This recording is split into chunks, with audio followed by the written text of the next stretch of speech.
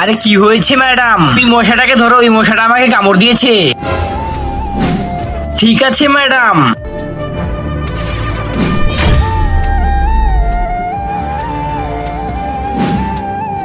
কে কামড় দিয়েছে আমার ম্যাডামকে? আমি কামড় দিয়েছি? কি করবি তুই আমার? আমি তোমার কিছু করতে পারবো না, কিন্তু তুমি গিয়ে যদি আমার ম্যাডামের কাছে সরি না বলো তাহলে আমার চাকরি থাকবে না। প্লিজ মশা ভাই, আমার ম্যাডামের কাছে তুমি যে ক্ষমা চেয়ে আসো প্লিজ। ঠিক আছে আমি বলে দিব, কিন্তু আমার মানুষের এক গ্লাস রক্ত চাই। ঠিক আছে আমি ব্যবস্থা করছি, কিন্তু তার আগে তুমিও যদি তোমার মা বাবাকে ভালোবেসে থাকো তাহলে এই ভিডিওতে একটা লাইক করে একটা সাবস্ক্রাইব করে দিও। তুমি যদি লাইক এন্ড সাবস্ক্রাইব না করো তাহলে আমি বুঝে নিব তুমি তোমার মা বাবাকে একটু ভালোবাসো না।